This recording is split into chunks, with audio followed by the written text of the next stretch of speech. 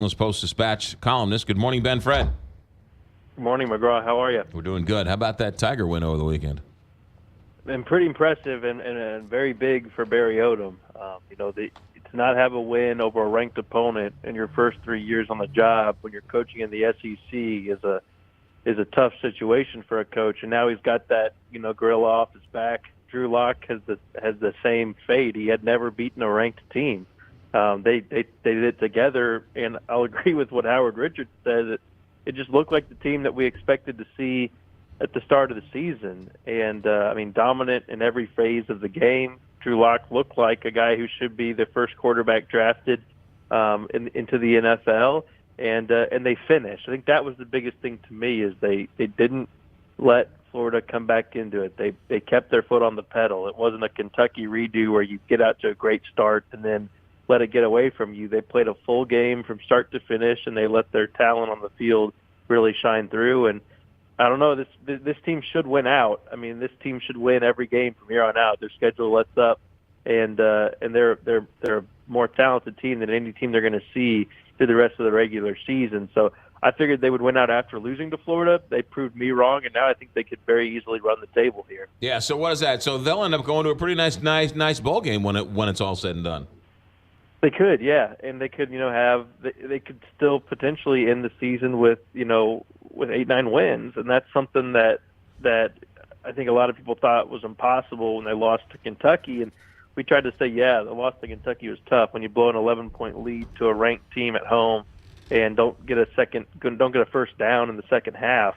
That is, there's no easy way to sell that. The good thing for Mizzou is that it seems to have responded to that. I'm not sure why this team seems to have to back itself into a corner before it plays its best, but whatever.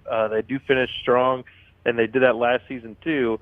Now they got a chance to make a run here. One thing that makes a big difference, in my opinion, is having a healthy Emmanuel Hall back. He scored a touchdown on Saturday. Even when he doesn't score, he's so fast at that receiver position that defenses have to adjust to him, and he really opens up the top of the offense so they can do things underneath. So I think he is a bigger key to this offense than any of us realized before this season started. Yeah. All right. Well, did I hear that the general manager meetings are beginning already in baseball? You bet. Yeah, it started out in California this week, and they the weirdest thing about them is they don't really have like a set start day and end day.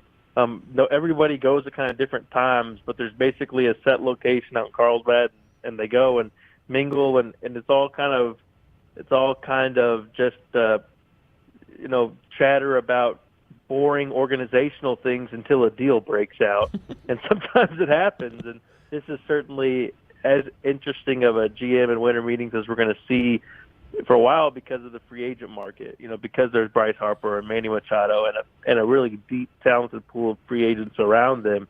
So there will be a lot of eyes focused on California, then also the winter meetings following. Yeah, well, and isn't this where the Albert Pujols deal came down during the GM meetings, or was it the winter meetings? I mean, not just that. A lot of seeds are set from the winter from the GM meetings before the winter meetings. A lot of times, ideas are discussed at the GM meetings and then finalized during the winter meetings. Miles Michaelis first became of interest to the Cardinals at the GM meetings last year, and then he was announced during the winter meetings. A lot of trades are discussed. It's really a good chance for the teams to get around each other and get a feel for what they're thinking in terms of trades. It's also a good chance for the teams to get around agents and for those meetings to begin. So you might not strike a deal, but you will have a lot better feel for kind of the landscape of what it looks like when as free agency moves along here. Yeah. The big question now is how fast this free agency class is going to move.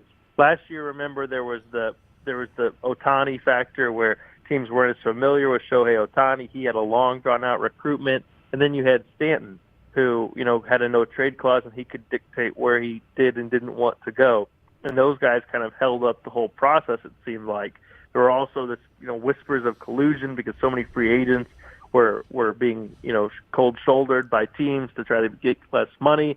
I think this one has a chance to move much quicker because there are two, prominent stars on the board, and teams should have a good idea if they want to be in the mix for that. I mean, they've had years to think about whether or not they want to chase a Bryce Harper or a Manny Machado, They're familiar to them. They're not outsiders. They don't know about them. These guys don't have no trade clauses. They're not being traded. They're free to go where they want.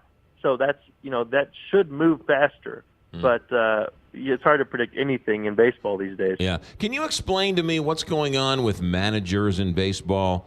All right, the old manager who's been fired 4 or 5 times, the old crusty, bony-fingered manager who sort of was here when Casey Stengel was around. Those guys are out, and it's the new guys who have never managed anywhere else. The Alex Coras, the Mike Schiltz, right? What's going on with baseball and managers? Well, I think that baseball is trying to find the right blend of analytic minds, of guys who are pro numbers, who want that influence from the front office. But they also realize they have to have guys who can relate to the players and guys who can put a human face on some of these cold, hard analytics. And I think Mike Schiltz is an interesting example because he has managed. I mean, he's managed for years and years in the minor leagues. He's managed a lot of players that are now on this Cardinals team.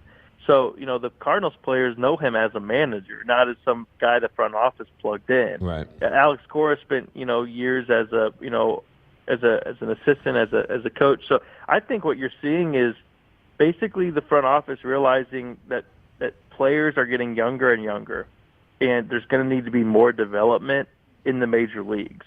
So having coaches, having managers who can relate, who can adapt well to young talent, that's going to, I think, be a plus. And also someone who can, use the analytics, but with the trust of the players. I mean, you can have all the information in the world about, but I try to put it in people's examples that they can relate to. Like for doing a radio show, you can have all the numbers in the world. Like you can have the demographics, you can have your target market, you can have your ratings. But if you go to sell an ad and you can't relate to the person, then all those numbers mean nothing. If you can't tell somebody why they matter and why they should be confident in your numbers, then it's pointless. So I think the manager role is becoming more and more the guy who has to go out and sell why this matters and hold a team of humans together while using the numbers, because you can't just throw numbers at baseball players, a lot of them, because it won't work. Now, some of them are more analytically minded than others, but they're still people. There's blood and flesh there and emotions, and you have to have a manager who can keep that all in check. Yeah. So the manager's job is kind of walk that fine line between doing what the numbers say always and also realizing that he's working with people and not robots. Ladies and gentlemen, I think that's the perfect manager right now. Yeah. Ladies and gentlemen, he is not a Russian bot. He is Ben Frederickson, and he's ours every Monday and Friday, and with Guy in the afternoon and the sports guys here at STLtoday.com. Ben, good stuff. Thanks for checking in. See you, man. Yep.